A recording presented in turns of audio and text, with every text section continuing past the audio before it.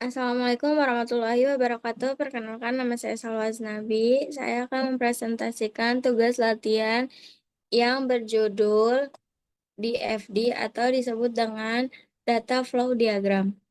Next.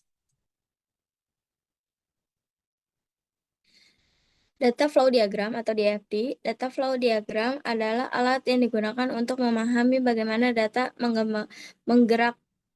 bergerak dalam suatu sistem, dari input hingga output. Ini mempermudah visualisasi interaksi data antara pengguna sistem dan penyimpanan data.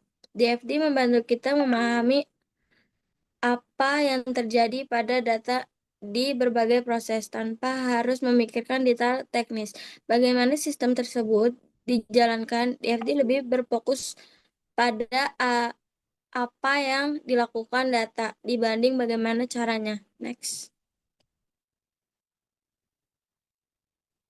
Perbedaan antara DFD, IRD, dan flowchart.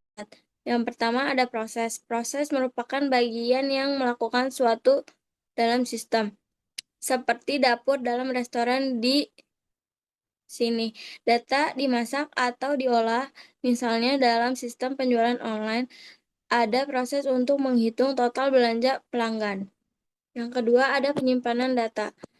Ini adalah tempat penyimpanan data dalam sistem, seperti lemari, arsip, atau gudang. Di sini informasi disimpan untuk digunakan nanti, misalnya database pelanggan yang menyiapkan informasi semua pelanggan terdaftar. Next. Yang ketiga ada entitas eksternal. Sebagai orang atau sistem di luar sistem, kita yang berinteraksi dengan seperti tamu di restoran, mereka bukan bagian dari sistem restoran, tapi mereka memberikan input, pesanan, dan menerima output makanan. Dalam sistem penjualan online, pelanggan adalah contoh entitas eksternal.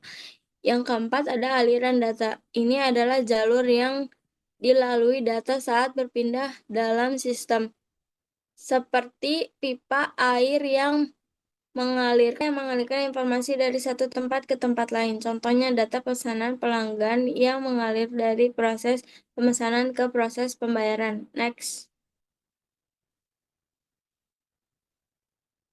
Ini ada contoh dari DFD. Pelanggan sebagai entitas eksternal dimulai proses dengan memasukkan pesanan ke dalam sistem. Bayangkan mereka seperti orang yang mengetuk pintu restoran virtual kita. Proses pemesanan, proses ini adalah jantung sistem kita. Ialah menerima pesanan dari pelanggan seperti pelayan dan mencatat pesanan. Proses ini juga berkomunikasi dengan database menu untuk menampilkan pilihan makanan kepada pelanggan. Selanjutnya ada database pesanan. Ini adalah gudang penyimpanan semua pesanan. Setiap kali ada pesanan masuk, data disimpan di sini. Mirip dengan rak-rak besi nota pesanan di dapur restoran. Restoran sebagai entitas eksternal lainnya dapat membarui menu mereka. Ini seperti koki yang mengubah menu spesial hari ini. Proses update menu.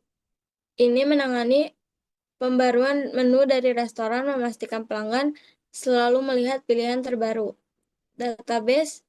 Database menu ini menyimpan semua informasi menu dari berbagai restoran. Bayangkan seperti buku menu besar yang diperbarui. Selanjutnya proses pengiriman.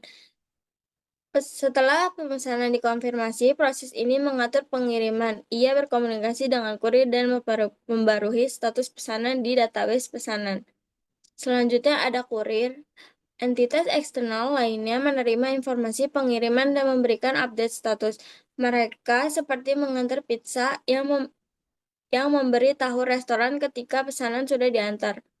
Proses pelaporan ini mengumpulkan data dari database pemesanan untuk membuat laporan ini, seperti akuntan restoran yang menghitung pendapatan di akhir hari. Manajemen makanan. Sebagai entitas eksternal terakhir, manajemen menerima laporan keuangan untuk memantau kinerja bisnis. Next. Di sini ada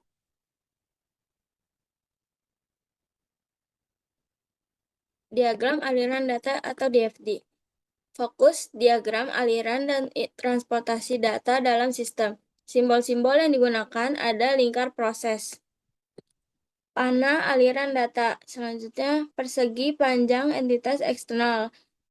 2 garis sejajar. Penyimpanan data dan tujuan penggunaan memetakan pergerakan data. Identifikasi, visualisasi, transposasi data. Abstraksinya menengah ke tinggi, bisa detail, level 0 atau sangat abstrak. Selanjutnya ada diagram hubungan entitas. Hubungan entitas, fokus diagram, struktur, dan relasi data dalam database. Simbol-simbol yang digunakan adalah persegi panjang entitas, berlian lerasi, oval atribut, garis koneksi. Tujuannya, desain struktur database menunjukkan relasi antar data. Optimal penyimpanan data. Next. Di sini ada diagram aliran atau flowchart yang berfokus urutan langkah-langkah atau keputusan dalam proses. Simbol yang digunakan ada oval, persegi, berlian, panah. Oval itu memulai atau selesai. Persegi sama dengan panjang atau proses. Berlian adalah keputusan. Panah alur. Panah itu alur. Tujuannya untuk dokumentasi proses, analisis, dan perbaikan alur kerja. Perencanaan logika program. Next.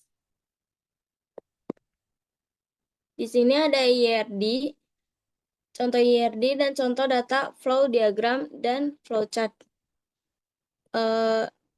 Sekian dari saya. Assalamualaikum warahmatullahi wabarakatuh.